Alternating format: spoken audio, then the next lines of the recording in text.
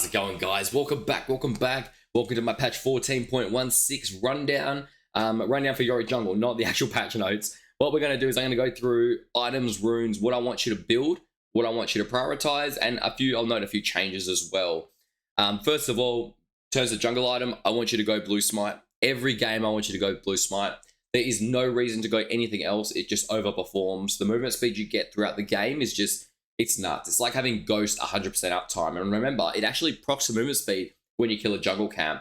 This is perfect for us because we leave ghouls to finish camps all over the map. So if you either gromp and then run to your red, as soon as that dies, you're getting 60% movement speed. I think it's 60. It is absolutely bonkers how good this is. In terms of items, Cleaver is by far the best rush. Shojin is really good as a first item as well, but Cleaver is so good because what it does is it reduces their armor. So not only you, but your team benefits from the armor reduction. So it gives you a lot of movement speed, so much health, and it gives CDR. Like, it's the perfect Yorick item. It is amazing. When it comes to buying the item though, and in particular when you're recalling to base after your first play, usually you'll either recall with 700 gold or you'll recall with 1100, whether or not you got a successful gank off. If you have 1100 gold, what I want you to do is I want you to recall and I want you to buy boots, ruby crystal, and then another ruby crystal. I want you to get as many ruby crystals on your first back as you can. Not more than 2, obviously, but if you can get 2 ruby crystals, you're flying. If you can't afford 2, get 1 plus longsword, and that's absolutely fine as well. There's nothing wrong with that either. The reason we prioritize the ruby crystals is because the jungle item scales off health better than it does scale off AD. So when we, like, let's say either Raptor Camp, that burn jungle item damage that goes off, you get more damage by building a ruby crystal than you do building a longsword. And it's the same if you build an armor item versus a longsword. You just get more damage in the end. So if your goal is to AoE the whole camp, we actually want to maximize how much damage the burn item does rather than how much ghoul damage our ghouls do. So you could buy 5 longswords on your first back and you won't clear the whole camp because your ghoul will kill the big raptor before the jungle item burn has done enough damage to the small ones. And that's what we want to avoid. We want to maximize how quick we take the whole camp with as little ghouls as possible. So that's why we always opt for the ruby crystal. Now, in terms of building Cleaver, I actually prefer to just go the components. So I actually would rather do this than finish the Phage, because that there is 300 health plus 10 AD over getting 15 AD and 200 health. That attacking grants movement speed is only Yorick's attacks. It's not the ghouls. It only turns into the ghouls once it upgrades to this, where it says dealing physical damage. Okay, so there's a difference between the two of them. If this one was on physical damage, we would probably prioritize it. But because it isn't, I'm not putting that much pressure on it. Besides, we're getting the early boots anyway. That's 25 movement speed. This gives you 20. So you're actually getting the Phage effect from the boots purchase, okay? Now, in terms of second item, I've been going Titanic. You can easily sub this out for a Shojin. You could easily sub this out for a Stridebreaker. I think either of those is absolutely fine. The reason we go them as a second item and not a first item, and I've gone over this in one of my videos, is that, at least for me, and I'm sure a lot of you will be able to recognize it as well, whenever you buy a Tiamat item first, it always encourages you to permafarm. And that's the opposite of what you want. When you play Yorick Jungle, you actually need to play on the map. You can't permafarm, because if you permafarm, you coin flip your lanes, start losing your lanes, you're going to start tilting. Instead, go the Cleaver. That'll force you to use ghouls to AoE the camp, get good at it, because that will make the difference between you being a good jungler and a bad jungler. And then you can go the Titanic afterwards. Now, Titanic gives you a lot of health. 550 health. Now remember, when your ghouls push lanes, they actually push rate, the speed they push, is not only based off their AD, because if they have 550 extra health, you might actually have an extra ghoul pushing, because ghouls take a lot of damage from minions. They're not tanky. They're actually quite squishy. So if you leave 4 ghouls in the bot lane and they push up and 3 of them die, but if you have 550 extra health and then 1 of them die, the one where 1 of them dies will actually push faster and further than the one that has a shitload of extra AD. So prioritize health a lot more than you realize. It is very useful. But like I said, you don't have to go this. If you're new to Yorick, highly recommend going Spirit Shojin as a second item.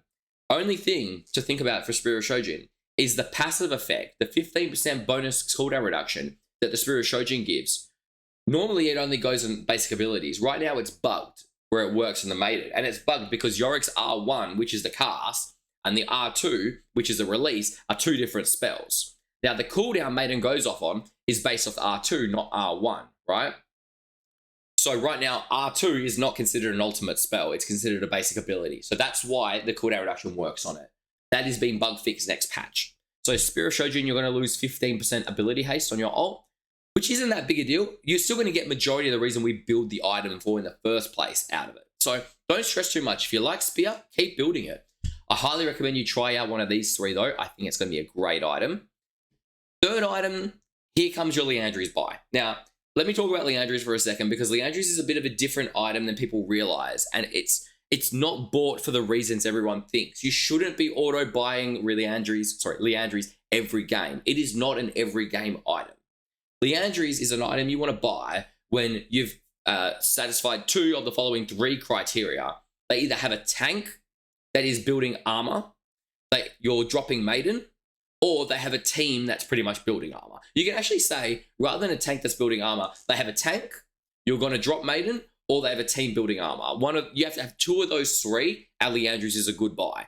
If they have 2 AD carries, an AD carry top and AD carry mid, and a Sona support, Liandry's isn't going to do too much for you. In that scenario, the percent damage is not really going to be that effective. If they start building armor to counter you, sure, you can invest into Liandry's. But mainly, Liandry's, you want to buy it when they have something like an Aatrox top. If they have an Aatrox top, you can drop Maiden into Aatrox and you will laugh your head off at how badly he can deal with a split bush Maiden. He's hilarious. The Liandry's emphasizes the extended fights in a Maiden split push. So when you drop Maiden in the top lane and it takes their top laner 15 seconds to kill her, that's 15 seconds of the Liandry's burn that they have to deal with. If you have ghouls alongside it, you're boosting their damage up at the same time. That's what Liandry's is for. You don't pick Liandry's just to pick it. It is not a good item on its own. You have to play around it. If you just pick it to pick it, you would get much better use out of something like a Death Dance. Like a Death Dance or a Titanic Hydra or bleed anything. You would get much better use out of it. So save the Liandry's pick for when you say they've locked in a bruiser top or a tank jungle or a tank support, or they start stacking armor. Now you might be thinking, what if they start stacking MR? And what if you have a lot of AP on the team? Liandry's is fine to build if you have AP, okay? If they have AP and if you have AP and your team is AP, it is still fine to build because that's where our next item comes in. So Abyssal Mask. Now let me talk about Abyssal Mask for a second. So Black Cleaver reduces their armor by 30%, right? Everyone on your team benefits from that. Abyssal Mask is basically Black Cleaver for MR. Okay, you're reducing their MR by 30% just by being near them. Now, the circle is on Yorick. It's not on the Maiden. So if your Maiden is top, you're not going to get the burn. The damage isn't going to be increased. It has to be around Yorick. But that's fine, because a lot of the times you'll drop Maiden and force a fight mid. Everyone will be around you, and you'll put that burn damage to use off your ghouls. Remember, your ghouls apply, not just the Maiden. Your spells all apply it. So if you land that clutch E in a team fight, run in and W around them, you're reducing their MR by 30%. If you have a mid that's an AP, you're helping him out by reducing that 30% MR. If your mid doesn't have the gold to build a Void Staff, that's where this comes in handy. And it's 2,500 gold. This is the most OP item in the game, and I can't wait for people to realize how broken it is because it is disgustingly overpowered. Now, if you don't want to go this, you can swap it for Hollowed. I personally don't think Hollowed is better than this. You get more resistance out of this. You get a little bit less health. You get ability haste out of this. It costs 300 less gold, and I think the effect is just about better. Hollowed Radiance is a great item for pushing. The problem with Hollowed Radiance is that, as we've lately found out, the cost efficiency isn't overly great. It used to be much better when it gave 600 health. Now it only gives 450. The MR is only 40. It's actually not that much mag resistance. But the problem with Hollowed Radiance is that when you leave ghouls in a lane or leave Maiden to push, sometimes Hollowed is actually a detriment. So what it can do is Hollowed can actually push too quick to the point where your ghouls don't have a chance to attack a minion. And your ghouls, if they don't get to attack a minion in the lane, after they're raised, will run to you rather than push down that lane. So what Hollowed can do is it can blow up the minion wave, and then you'll go, fuck, what do I do?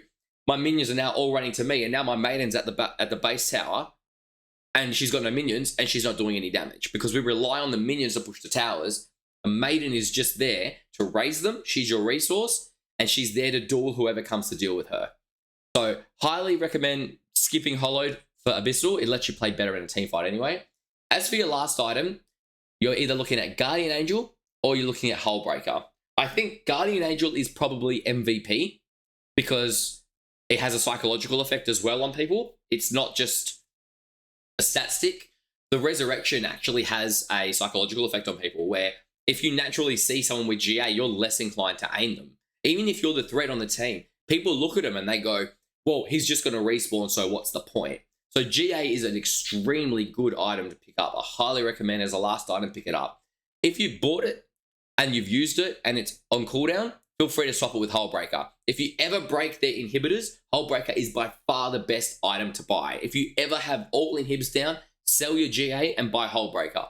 Because if you push their base with Hullbreaker minions, it is so hard to deal with them. It is insane. Highly recommend it. If you prefer to go Hullbreaker instead of the GA though, feel free to. As a last note, I want to talk about Malignance. So Malignance, this patch will work on Yorick. So Yorick's ult, her attacks will apply Malignance. It's every single attack. So it's not when you do the percent health damage. So if I split main in the top lane, she will apply Malignance. Now, will this work well on Yorick jungle? I haven't tested it yet on the live servers. I played 2 games with it on PBE. Out of the 2 games I played with it on PBE, I would probably say no, it's not a good item. I don't think it'll work. I think if you play Yorick mid or Yorick top and you want to go first item Malignance, I think you will have a fine time.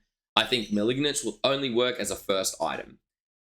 Ideally, for maiden split purposes, we buy our AP item third. But if you're going to replace Liandry's with this, it better deal good damage, and it just doesn't. It's got no health. You're wasting gold on mana. And it comes with a shitload of AP as well. There's no bonus health from it. I just can't see it. Although it does give 45 ability haste for your ult. So pros and cons, I can't see it. I'll test it and I'll keep you guys updated, but I just can't see it working. The other positive thing about Liandry's is ghouls apply it. Maiden is the only one that applies Malignance. So all those times where you're in the jungle doing a skirmish or clearing the jungle or clearing the Baron, taking the dragon, the Liandry's is helping you there. Malignance is not, okay?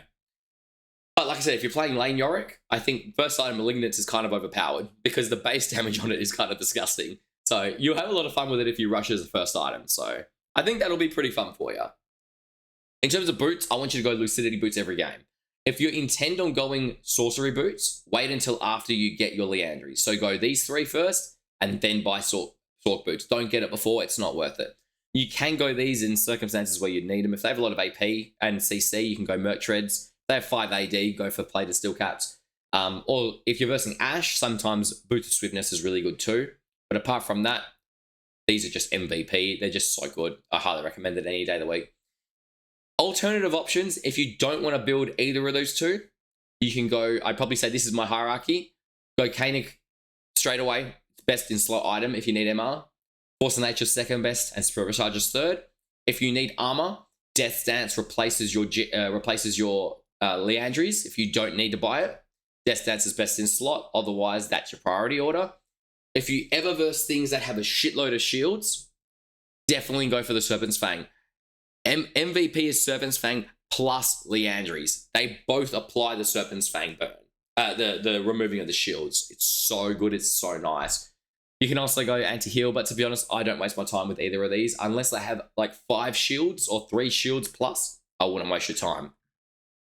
Now, in terms of runes, runes are a funny one, right? Because there's 3 pages I'll probably suggest to you now. This is my page that I run. This is the best jungle Yorick page in the game. I don't think there's a single better page than this. Hail of Blades is just MVP. It's so good at all stages of the game. Late game, you'll use it so much more than you realize. It is just crazy. Just remember to auto reset with your Q. You get 4 stacks instead of 3. Titanic Hydra doesn't work with it, but Titanic Hydra has a natural benefit from attack speed anyway, so they work quite well together if you do go that route. Taste of Blood is the only one of these that's worthwhile because ghouls can't apply this. They can't apply Cheap Shot. The only thing that can apply Cheap Shot is your E. So if you E and then auto them, that's the only thing that can apply it. Now, Zombie Ward is better than Eyeball, but if you're anything like me, the ADHD kicks in and you forget to even swap your trinket. So I sit on Blue Trinket the entire game. So Eyeball Collection is the MVP for me personally. and you will not get away with playing Maiden Drop without Ultimate Hunter. So definitely pick up the Ultimate Hunter. As a secondary page, Cut Down is the best secondary rune in the game.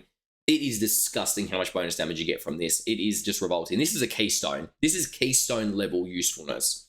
So Cut Down is definitely best, and that should be Legend Alacrity, not Haste. Haste is trying to sneak his way back into the build. Legend Alacrity is much better. You naturally have a need to get attack speed anyway, because it works very well with Halo Blades, works well with the build, and it makes you feel a bit better anyway. Your champion will feel a bit more clean. Your attacks feel better. I just much prefer it. Now, you can choose either flat health or scaling health. If you're new, I'd probably go flat health. It has a better first clear. If you're... sorry, I'm still sick, unfortunately. If you're not new, go scaling health. You need double adaptive because it increases your jungle speed a crap ton. If you want to run attack speed, though, you can. There's nothing wrong with it. Just know that depending on the runes you run, you will have to change the amount you auto attack jungle monsters. So, like, for example, if you run this rune, you can auto attack the jungle monster twice after an E, the little wolf, and then your Q will last hit it. Whereas if you run attack speed, you need 3 attacks. So you have to adapt to it as you go. Second rune page I'd probably suggest is Conqueror. Now, you might be thinking, I've never recommended Conqueror. Why am I recommending Conqueror? Well, here's a little coding, little hint for you. When they changed Maiden to work with Malignance, it actually had a side effect. So the reason that Maiden didn't work with Malignance originally is because her attack damage was classified as a proc. When they changed it to be an ultimate to allow Malignance, it actually enabled Conqueror to stack on Maiden again. So this is a bug fix from 6.5 years ago. We've been begging for this and they haven't changed it, and it's finally fixed. So if you put your Maiden in a side lane, she will stack Conqueror. Now, that doesn't mean in a 1v1 fight, she will get it to max stacks after 10 seconds. Unfortunately, the way it works is Maiden can only gain 1 stack every 5 or so, every 3 or so, 5 or so seconds. The cooldown between her gaining a stack combined with her attack speed at 1 the entire game means she can only ever get 1 stack at a time. But if you have ghouls nearby, you might be lucky, you might be able to Conqueror stack them. If you don't know about the Conqueror bug, when you Yorick last hits a minion near the Maiden, the ghoul that it raises will be on a separate Conqueror timer than any other ghoul in the game. So if you last hit 4 different minions nearby the Maiden, you'll have 4 separate Conqueror stacks. So if you E a champion, the jump will gain a stack, the E will gain a stack, and each of the ghouls that attack will gain a stack. So you'll get instantly 10 stacks on your Conqueror. It is extremely broken, but you have to consciously abuse it. Because if your jungle monster burn, like the item, kills a minion, it won't count as a stack. If the Maiden kills a minion, it won't count as a stack. If the ghouls kill a minion, it won't count as a stack. So it has to be Yorick's attack that kills the minion that raises the ghouls to give it a separate timer.